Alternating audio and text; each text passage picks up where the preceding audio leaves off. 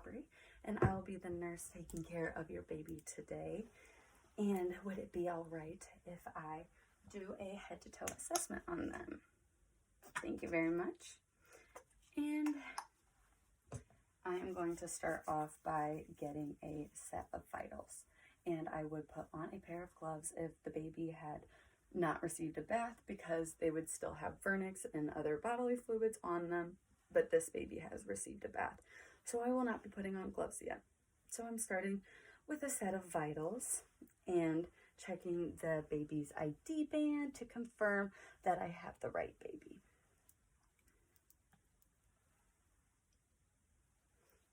First off, I'm going to listen to the heart rate.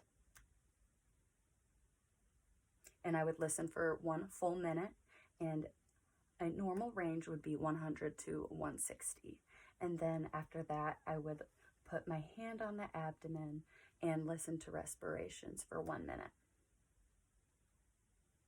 A normal respiratory rate would be 30 to 60 breaths per minute, and the baby's breath sounds were clear bilaterally, and her heart sounds were normal, and I auscultated a slight murmur, which is normal in a newborn because those heart valves have not quite closed yet, and those jump points will close soon. And when those jump points close, the murmur should go away. And I would also listen to bowel sounds as I'm listening to the heart and lung sounds. And the bowel sounds are active. I would also take temperature, and I would do it at the axillary route, and a normal temperature for a newborn would be 97.7 to 99.6. After this, I would then begin my head-to-toe assessment. So I would start with the head and just slightly feel around the top of the head, feeling for those fontanelles, and this one feels soft and flat, which is normal, and I'm also doing that at the back of the head. And the occipital fontanelle is soft and flat as well, and they are both small. I am feeling some overlapping of the sutures and seeing some bruising on the head as well. After I feel the head, I'm moving on to the eyes, and I'm just checking to see the placement and to see if the eyes are symmetrical. So I'm taking my fingers and taking 1/3 on this eye, then at the 1/3 at the bridge of the nose, then 1/3 at the other eye. And the eyes are at a correct placement, and they are symmetrical bilaterally. I'm then looking at both eyes to see if there's any drainage present, and I do not see any drainage with this baby. And I'm also looking for any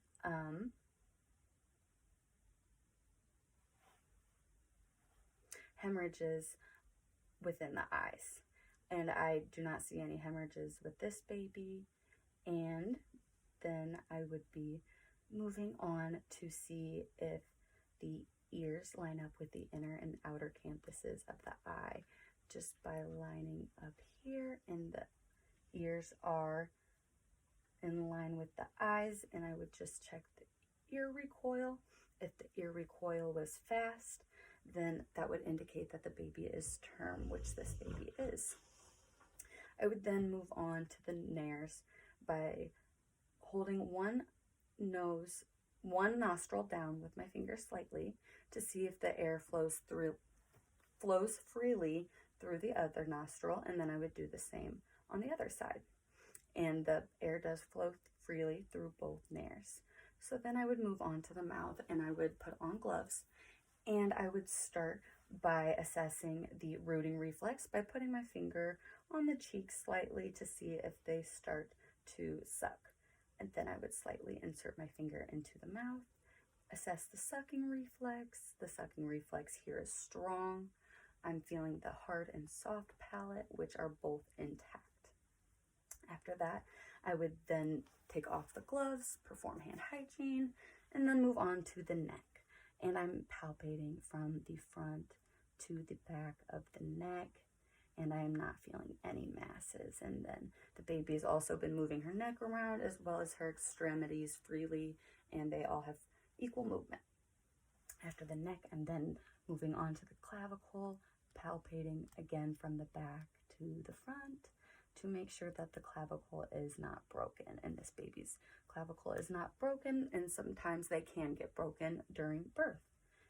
Next, I'm going to check the arm recoil by taking this baby's arm, holding it up, and then holding it all the way up for a few seconds, then holding it forward for a few seconds, and then it should recoil to a flexed position.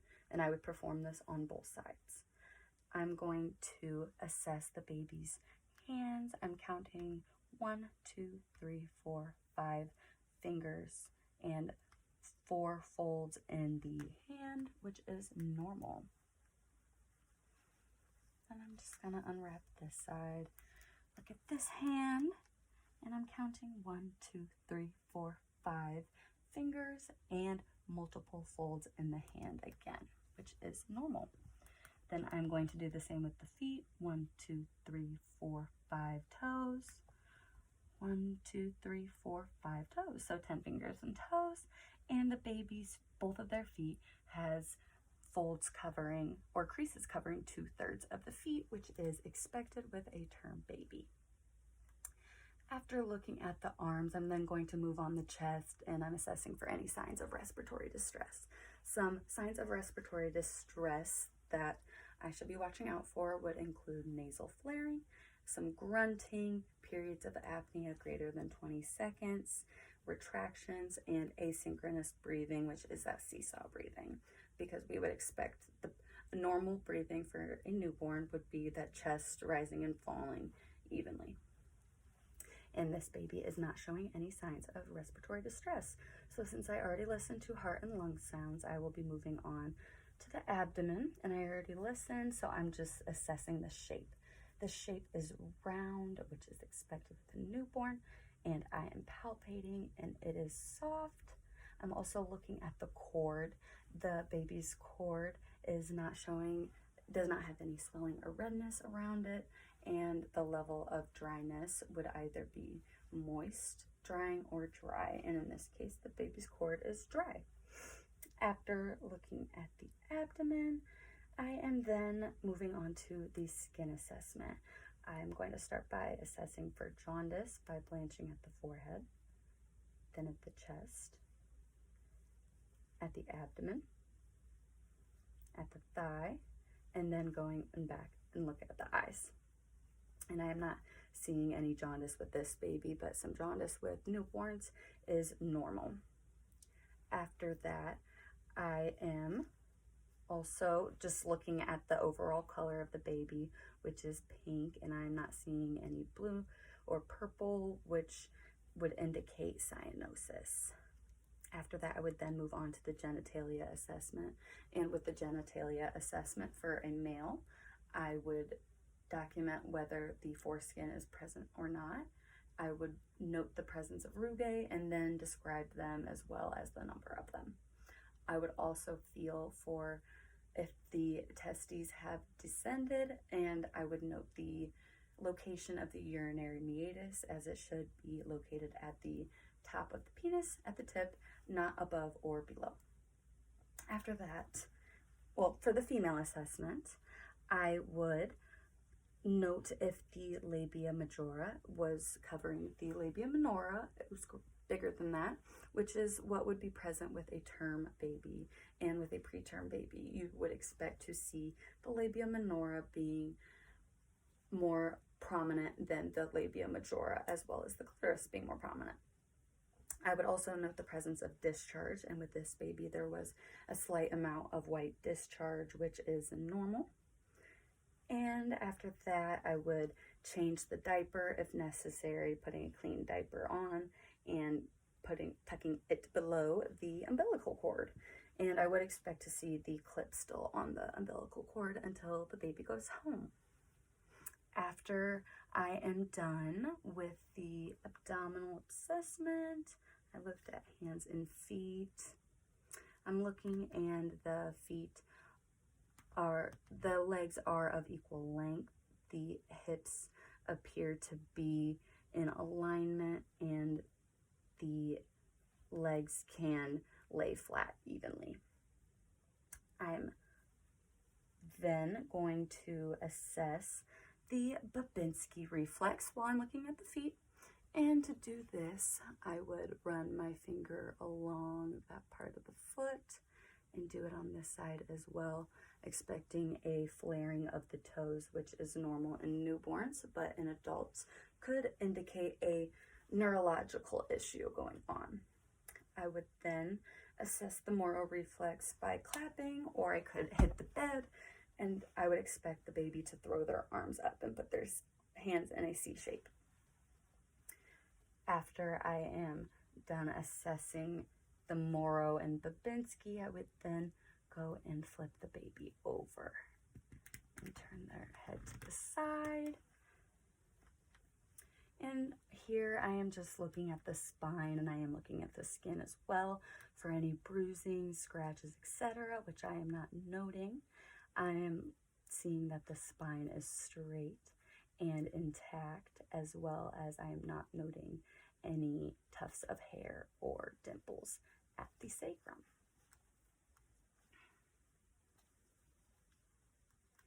Then lastly, I would get the baby comfortable, and throughout the assessment I would have been keeping them safe. They would be kept in a crib, not on a bed, and would have some sort of barrier around them, and most likely be in a swaddle with no pillows around them. I would ask the mom, when was the last time that the baby ate? And have you noticed any urine output or any stools? Okay, well, thank you very much. And is there anything else that you need from me? And do you have any questions? All right, well, thank you so much.